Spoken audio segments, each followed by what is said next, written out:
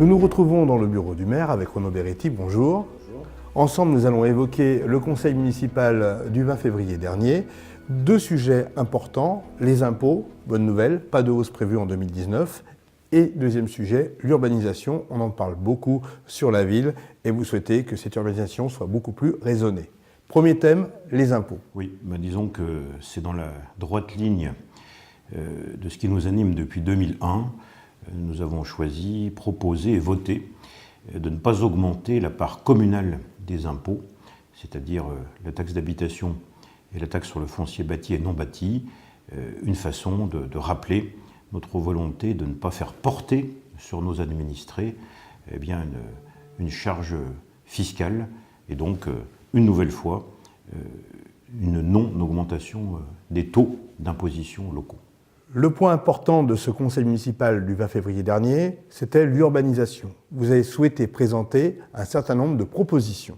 Depuis plusieurs mois, notamment pendant les réunions de quartier, ou quand je rencontre des Aixois dans la rue, ils ont exprimé, ils ont fait part de leur exaspération devant une urbanisation qui va trop vite, qui va trop fort, trop de chantiers, trop de grues, trop de bruit, trop de poussière, et surtout une densité trop forte, principalement en zone résidentielle. On ne parle pas du centre-ville à côté de nous, puisque en ville, dans une rue, je ne sais pas, l'avenue de Marlioz, la rue de Liège, l'avenue de Tresserve, quand un immeuble remplace un immeuble, c'est la ville qui se construit sur la ville, comme on dit, et c'est finalement la vie normale d'une commune.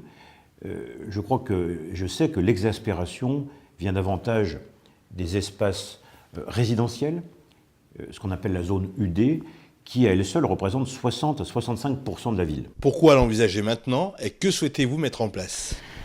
En fait, pourquoi maintenant ? Parce qu'il y a un calendrier à respecter.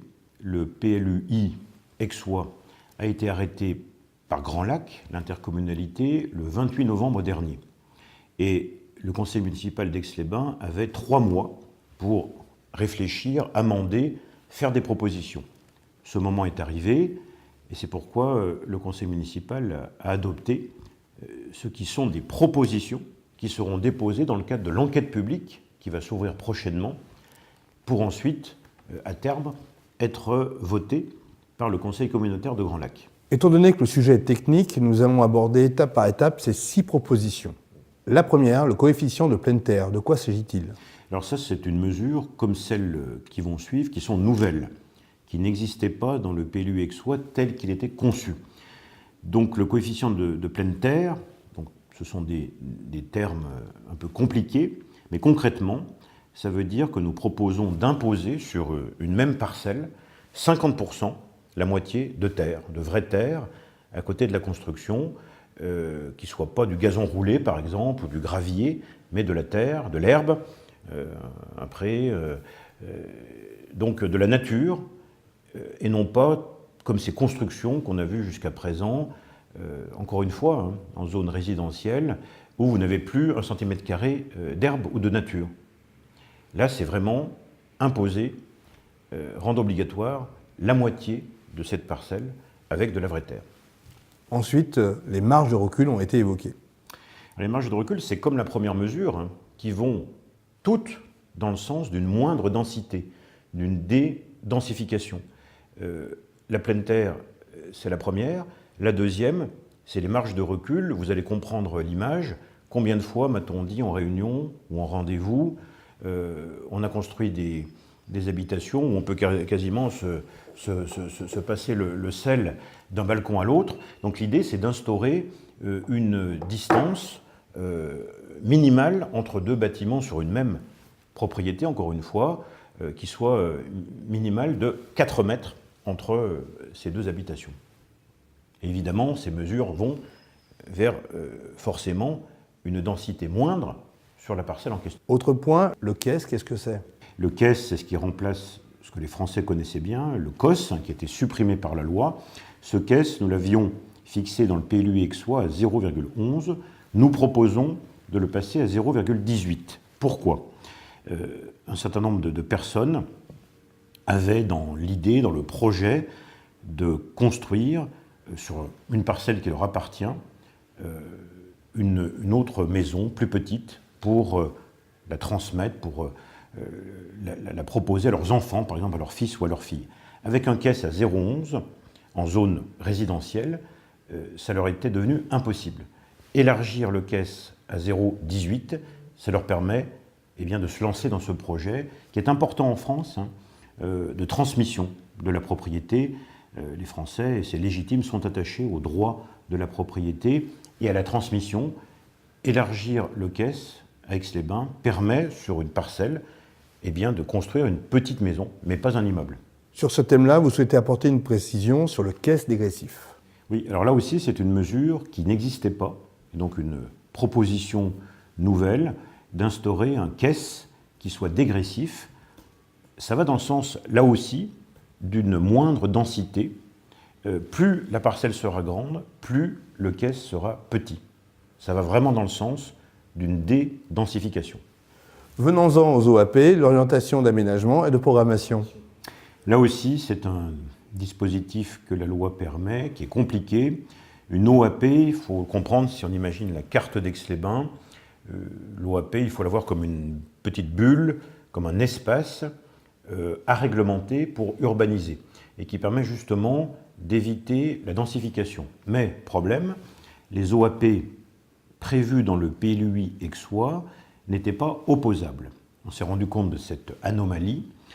N'était pas opposable, cela veut dire qu'un promoteur, par exemple, pouvait considérer que ces OAP n'étaient qu'une intention et non pas une obligation réglementaire, et qu'il pouvait donc finalement construire plus que ce qui était annoncé, tout simplement.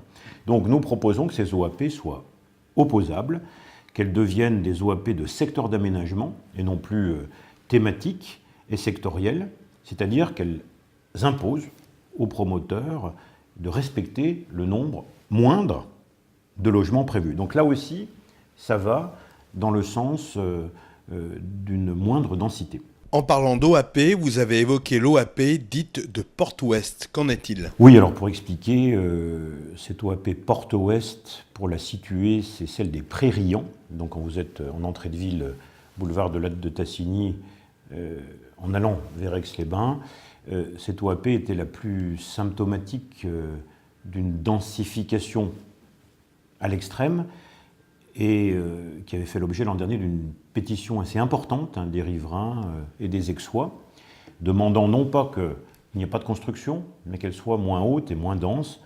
Et j'ai d'ailleurs signé la semaine dernière un refus de permis de construire sur cet espace. Et nous proposons, dans les différentes mesures, une organisation différente pour aménager cet endroit qui doit se construire parce que c'est une friche, un emplacement ancien pour ceux qui l'ont connu de meubles et qui avait fait l'objet d'un incendie. Et depuis des années, cet espace d'entrée de ville est en attente d'aménagement. Donc là, nous proposons un autre dispositif qui s'appelle un PAPAG qui permettra d'aménager de manière concertée cet endroit. Encore une abréviation, SPR, les sites patrimoniaux remarquables. De quoi s'agit-il ? C'est à la fois des résidences et à la fois aussi de la nature comme un arbre. Oui, SPR, là encore un jargon compliqué, pour un enjeu considérable. C'est un dispositif qui a pris plusieurs noms. Le dernier en date, c'était l'AVAP, pour ceux qui l'ont connu. Un travail très fin, très précis, d'identification des espaces remarquables, patrimoniaux de la ville, qu'il s'agisse du patrimoine bâti, une maison de ville, comme le patrimoine non bâti, des essences remarquables, des arbres par exemple. Donc il s'agit vraiment d'une défense de notre patrimoine aixois. Donc l'idée, pour que ce travail-là qui a été fait, très finement encore une fois, puisse avoir un effet, c'est de demander sa mise en compatibilité dans le plan local d'urbanisme intercommunal. C'est une proposition importante qui aura pour effet de sauver certaines bâtisses, mais aussi des espaces boisés, comme par exemple le Bois Vidal, qui l'an dernier a fait l'objet d'une mobilisation importante pour sa sauvegarde. L'idée, c'est vraiment de pouvoir le sanctuariser parce qu'il fait partie du patrimoine de tous les Aixois. Que peut-on dire pour résumer toutes ces propositions ? Je dirais qu'il s'agit, par rapport à ce qui se faisait jusqu'à présent, et alors qu'on me disait qu'il n'était pas possible d'en changer, il s'agit de propositions vers une autre politique d'urbanisation. Il ne s'agit pas d'arrêter l'urbanisation, mais de la modifier pour la rendre à taille plus humaine, plus respectueuse de nos équilibres aixois, et en tout état de cause, moins dense. Renaud Beretti, pour finir, vous vouliez aborder le sujet du grand débat. Vous invitez les Aixoises et les Aixois le 6 mars prochain à 19h. Oui, le 6 mars à 19h au Centre des Congrès, pour les Aixoises et les Aixois qui le souhaiteraient, un grand débat national dans l'esprit de ce qu'a souhaité le président de la République sera organisé. La mairie crée les conditions pour que ce débat puisse avoir lieu, et celles et ceux qui souhaitent s'inscrire dans cette démarche de citoyenneté sont les bienvenus à cette occasion. Monsieur le maire, merci. Merci à vous et à bientôt.